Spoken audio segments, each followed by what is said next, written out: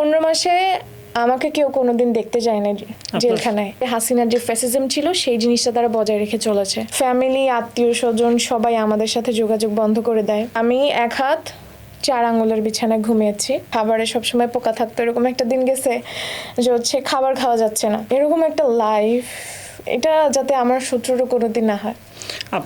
যারা আপনার ক্লাসমেট ছিল তারা সেখানে কোনো ভূমিকা রাখেনি বা তারা বলেনি যে আমাদের ক্লাসমেট ছিল? ক্লাসমেটটা বললাম না, সবাই একে একে যার যার মতো চেষ্টা করছিল? না, চেষ্টা করেনি, তারা যার যার মতো পিঠ বাঁচিয়ে চলে গিয়েছে। খুব কম, মানে সাপোর্ট বলতে ডিরেক্টলি এসে কেউ কথা বলেনি। হয়তো 6 মাসে 9 মাস মানে শুরুর দিকে কল দিয়েছে, কবে আসবো, কবে কি করব, কিন্তু পরের দিকে যখন মানে আস্তে আস্তে কেউ আর খবর নেওয়া বন্ধ করে দেয় আর কি।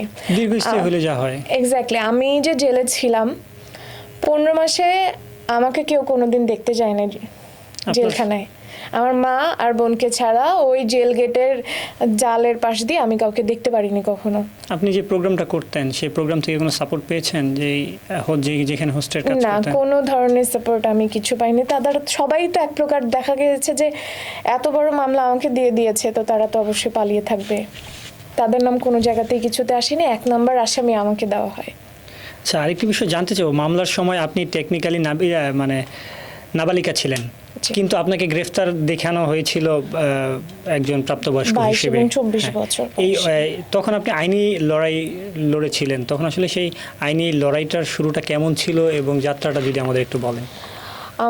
আইনি লড়াইয়ের যে ব্যাপারটা, নর্মালি যখন শিশুদের মামলা হোক বা তাদের যে জেলখানা বা প্রসিডিউরটা কিন্তু আলাদা হয়। আমার মানে চার্জশিটে আমাকে এক জায়গায়, আমার যেহেতু 2টা মামলা ছিল, একটা মামলায় 22 বছর, একটা 24 বছর দেখানো হয়। সেখানে আমার ফ্যামিলি অনেক চেষ্টা করেছে ডকুমেন্ট সাবমিট করার, একাডেমিক সব কিছু সাপোর্ট করার, কিন্তু কোর্ট আমাকে অ্যাজ এ অ্যাডাল্ট হিসেবে বিচার করেছে। তারা মানে আমার একাডেমিক কাগজপত্র বলেন বা হচ্ছে ইউনিভার্সিটি পেপারস বলেন, তারা কোনো কিছুই হচ্ছে গুরুত্বের সাথে দেখেনি। তারা নর্মালি হচ্ছে এই যে হাসিনার যে ফ্যাসিজম ছিল সেই জিনিসটা তারা বজায় রেখে চলেছে। আপনারা পেপার সাবমিট করেছিলেন? জি, সব কিছু, একদম A to Z সব কিছু। আমার এনআইডি কার্ড থেকে শুরু করে আমার বার্থ সার্টিফিকেট, আমার একাডেমিক কাগজপত্র সব কিছু। এইগুলো যখন সাবমিট করেন তখন আসলে কোনো বাধার সম্মুখীন হয় নাই আপনার ফ্যামিলি বা আপনার বাবা মা তখন?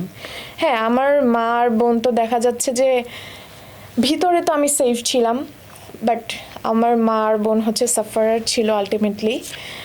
ফ্যামিলি, আত্মীয় স্বজন সবাই আমাদের সাথে যোগাযোগ বন্ধ করে দেয়। লয়ারদের সাথে যখন মামলার ডিসকাশন করতে যেত, কেউ আমার মামলা নিতে ভয় পেত, কেউ আমার মামলাও নিতে চায়নি।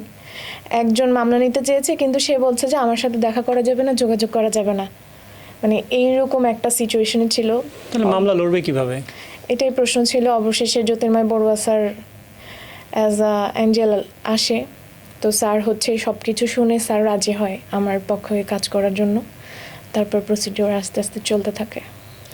যখন আপনি জেলে ছিলেন 15 মাস, দীর্ঘ 15 মাস আপনি জেলে ছিলেন সাবেক ক্ষমতাসীন দল আওয়ামী লীগের আমলে, জেলের ভিতরে তখন আপনি নতুন বিশ্ববিদ্যালয়ে প্রবেশ করেছেন। একজন শিক্ষার্থীর কাছে জেল জীবনটা কেমন, কিভাবে আপনি মানিয়ে নিয়েছিলেন?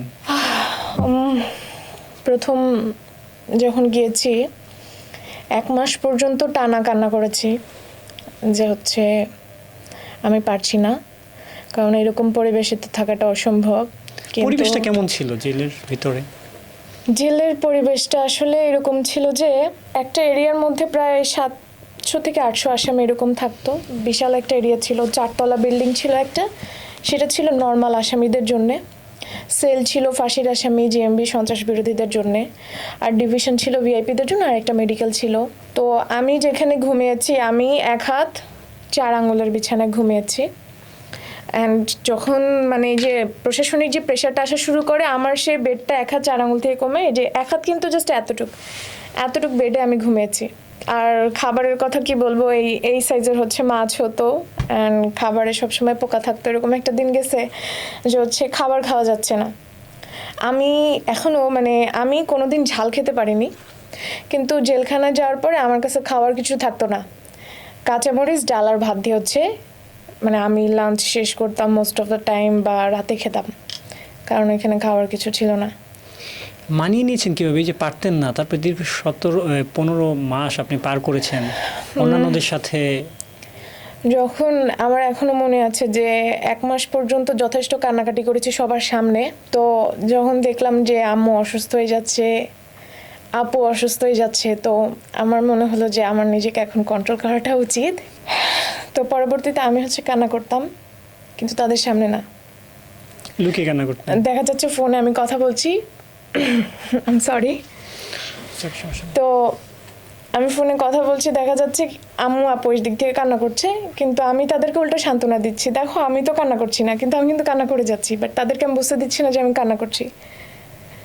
তো মানে এরকম একটা লাইফ, মানে এটা যাতে আমার শত্রুরও কোনোদিন না হয়।